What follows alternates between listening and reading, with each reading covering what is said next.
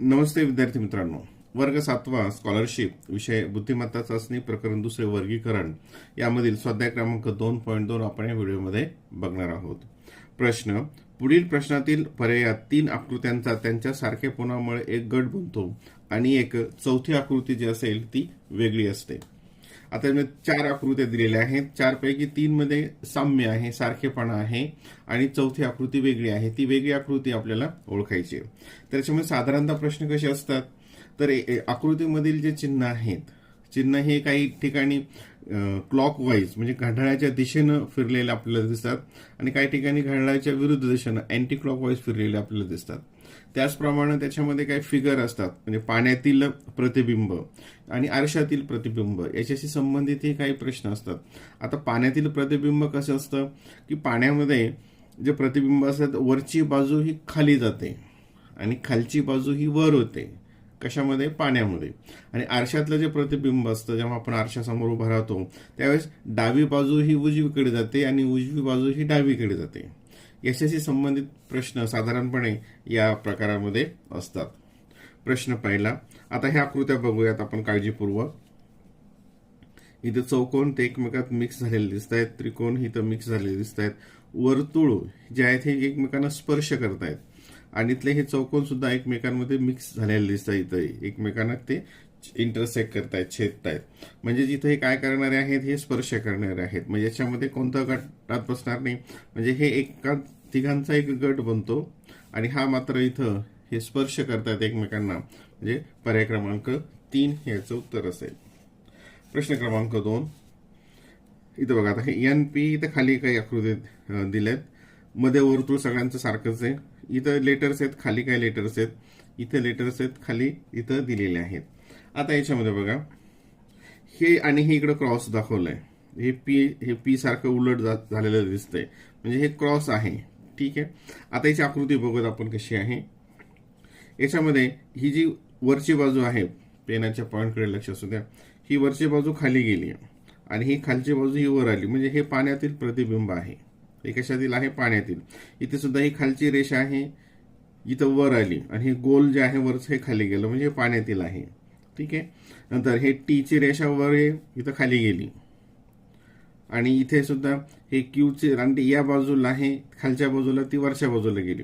म्हणजे पाण्यामध्ये खालची बाजू वर जाते, वरची बाजू खाली येते. हे पण पाण्यातील प्रतिबिंब आहे, हे पण पाण्यातील प्रतिबिंब आहे. सॉरी. आता पुढे.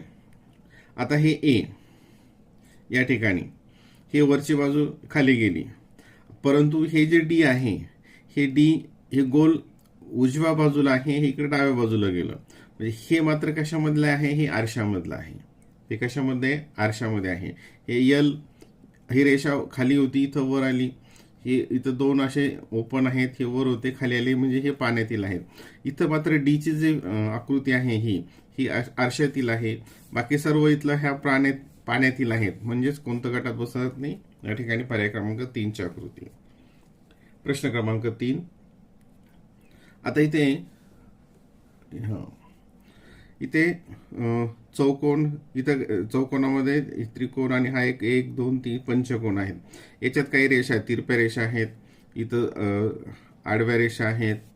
आता याच्यामध्ये चौकोन बघूयात आपण अगोदर. या चौकोनामध्ये तिरप्या रेषा आहेत, या चौकोनामध्ये तिरप्या रेषा आहेत, या चौकोनामध्ये तिरप्या रेषा आहेत. हा जो चौकोन आहे इथं मात्र सरळ रेषा आहेत. म्हणजे याच्यामध्ये कोणती गटात बसणार नाहीये? पर्याय क्रमांक 4 हे बसणार नाही. आता इथं बघा, इथं छत्री आहे. हा छत्रीचा हा जो इकडचा दांडा आहे आणि हा चौकोन एकाच दिशेला आहेत. इथे हा छत्रीचा दांडा आणि चौकोन एकाच दिशेला आहेत. इथे सुद्धा हे दोन्ही एकाच दिशेला आहेत. इथे मात्र हा एकमेकांच्या विरुद्ध दिशेला आहेत. इकडं वर्तुळ आलं, म्हणजे याच्यामध्ये पर्याय गटात कोण बसणार नाही? पर्याय क्रमांक 4. पर्याय क्रमांक 4. आता या ठिकाणी इथं वर हा चौकोन इथे छायांकित केलेला आहे. स्क्रीनमध्ये येत नाही वर. हा इथं छायांकित केलेला आहे, खालचा या दिशेला गेलेला आहे. म्हणजे हा इकडे असेल तर हे इकडे गेलेलं आहे. म्हणजे ही कोणती प्रमाण? इथे डाव्या बाजूला होतं ते उजव्या बाजूला गेलं. म्हणजे ही कशातली प्रतिमा आहे? ही आरशातील प्रतिमा आहे. आता या ठिकाणी हा खाली होता, हा इकडे गेला, ही आरशातील आहे. आता हे वर होता, हा खाली गेला. वरच्या दिशेने असताना हा खालच्या दिशेने गेला. म्हणजे ही प्रतिमा कशातील आहे? पाण्यातील आहे. इथं हे या बाजूला उजव्या बाजूला इथं हा शिरोबिंदू हा इकडे डाव्या बाजूला गेला. म्हणजे ही सुद्धा कशातील आहे? आरशातील. म्हणजे यामधील याची प्रतिमा जी आहे ती पाण्यातील आहे. म्हणजे पर्याय क्रमांक 3 हे याचं उत्तर असेल. प्रश्न क्रमांक 6. आता इथं चौकोन आहे, मध्ये 2 रेषा मारलेल्या आहेत. नंतर इथे पण चौकोन रेषा, इथं चौकोन रेषा. आता इथं चौकोन आहे, परंतु आता याच्यात रेषा मारल्यानंतर जे भाग होतात हे चारही भाग सारखे आहेत, याच्यातले चारही भाग सारखे आहेत, याच्यातले चारही भाग सारखे आहेत, याच्यातल्या मध्ये लहान मोठे आहेत. या 2 रेषा मारल्यानंतर याच्यात होणारे भाग हे लहान मोठे आहेत. म्हणजे गटात न बसणारी आकृती कोणती? पर्याय क्रमांक 4. पर्याय क्रमांक 4. प्रश्न क्रमांक 7. आता इथं बघा, हे गोल आणि त्याच्या खाली या प्रकार चिन्ह, हे गोल आणि त्या प्रकारचं चिन्ह, हे गोल खाली चिन्ह हे सारखंच आलंय. ठीक आहे. नंतर ह्या ज्या आडव्या रेषा इथं याच्याशी आडवी आहे, इथं आडवी आहे. इथं मात्र ह्या बाहेरच्या रेषेची सरळ आहे, इथं सरळ आहे, ही सरळ आहे, ही सरळ आहे, ही सरळ आहे, ही सरळ आहे. म्हणजे याच्यामधल्या ज्या रेषा आहेत, ही जी बाहेरचे जे टोक आहेत 2, ह्या 2 टोकासोबतच सलग आहे. इथं मात्र याच्याशी ही आडवी आहे. म्हणजे त्याच्यामध्ये कोणतं बसणार नाही? पर्याय क्रमांक 1 हे त्या गटामध्ये बसणार नाही. प्रश्न क्रमांक 8. आता इथं वर्तुळ आणि मध्ये चिन्ह दिलेत. आता बघूयात आपण चिन्ह. स्टार, चौकोन, वर्तुळ ह्या क्रमाने आलंय घड्याळाच्या दिशेनं. स्टार, त्याच्या पुढे चौकोन, त्याच्या पुढे वर्तुळ. स्टार, चौकोन, वर्तुळ. स्टारच्या पुढे वर्तुळ आलंय इथे आणि नंतर चौकोन. इथे स्टार, चौकोन, वर्तुळ. म्हणजे ह्या 3 मध्ये स्टारच्या पुढे चौकोन आहे, स्टारच्या पुढे चौकोन आहे, स्टारच्या पुढे चौकोन आहे. इथं मात्र स्टारच्या पुढे घड्याळाच्या दिशेनं वर्तुळ आहे. म्हणजे गटात न बसणारी कोणती आहे? आकृती क्रमांक 3. आता इथं चौकोन दिले आणि त्याच्यामध्ये काही अंक दिलेत. ते आपण अंक कोणते ते बघूयात. 1, 2, 3, 4 सलग आहेत. 3, 4, 5, 6 सलग आहेत. 4, 5, 6, 7 सलग आहेत. 2, 3 इथं मात्र हे 5 इकडं आलं. 2, 3, 5 म्हणजे इथं उलट झालं ते. म्हणजे इथं हे सलग आकडे आहेत घड्याळाच्या दिशेनं क्लॉकवाईज. इथे मात्र इथं बदल झालाय. म्हणजे याच्यात गटात बसणारी कोणती असणार आहे? साहजिकच पर्याय क्रमांक 4. प्रश्न क्रमांक 10. आता इथे त्रिकोण आणि वर्तुळ आणि काही रेषा दाखवल्यात. आता इथे हे जे गोल आणि त्याच्यामध्ये आडव्या रेषा, हे असं रेषेच्या शेजारी, रेषेच्या खाली. इथे हे रेषेच्या खाली. इथं मात्र हे शिरोबिंदू जवळ आहे, हे पॉइंटच्या जवळ आलं असं वर्तुळ. इथं मात्र रेषेच्या खाली आलंय. म्हणजे हे रेषा त्याच्या खाली, हे रेषांकित केलेलं वर्तुळ, हे रेषा त्याच्या खाली रेखांकित, हे रेषा त्याच्या खाली रेखांकित. इथे मात्र ह्या टोकाजवळ हे आलंय. म्हणजे याच्यामध्ये गटात न बसणारी आकृती आहे पर्याय क्रमांक 3. प्रश्न क्रमांक 11. TUMP. आता जर समजा आपण हे ज्या आकृत्या आहेत याच्यामध्ये असा रेष पाडली तर 2 सारखे भाग होतात या आकृतीचे. इथे जर घेतलं याचे 2 सारखे भाग होतात. इथे जर घेतलं इथं सारखे भाग. ही जी रेषा आहे याला म्हणतात सममिती अक्ष. पण याचे मात्र ह्याचे 2 सारखे भाग होत नाहीत. याचे मात्र याच्यासारखे 2, म्हणजे याच्यामध्ये एक सममिती अक्ष तयार होतो आणि याच्यामध्ये होत नाही. म्हणजे पर्याय क्रमांक 4 हे याचं उत्तर असेल. पर्याय क्रमांक 4 उत्तर असेल. प्रश्न क्रमांक 12.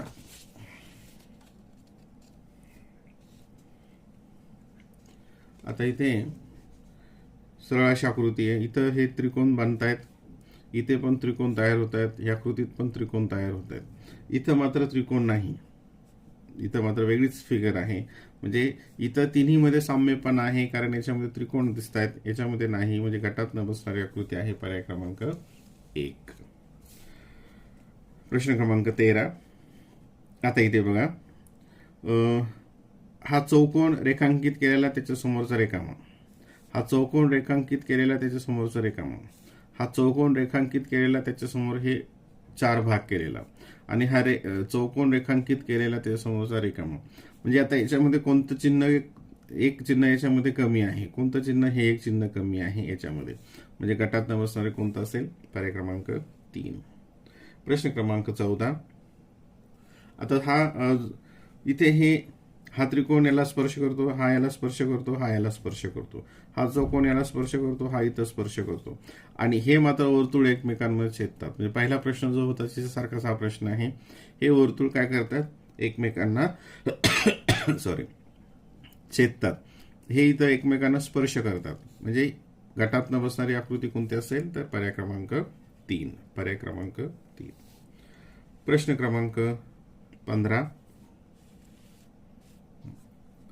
आता इथे वर्तुळ, त्रिकोण, वर्तुळ, समोर त्रिकोण, हे वर्तुळ, त्रिकोण, इथं मात्र चौकोन आला.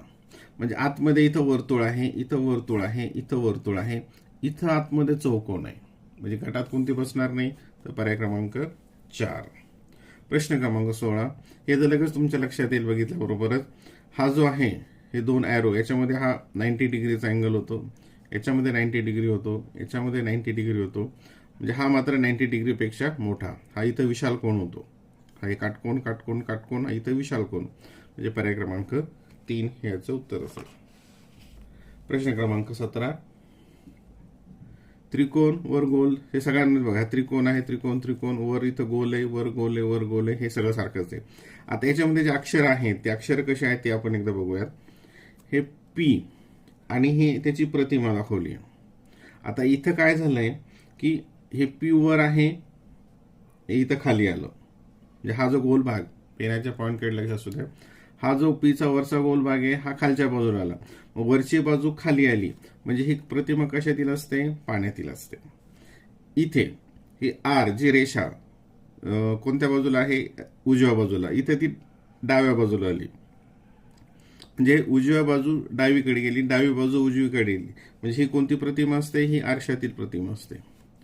यूचा हा रिकामा भाग वर आला, इथं खाली गेला, उलट झालं, वरची बाजू खाली आणि ही खालची बाजू वर.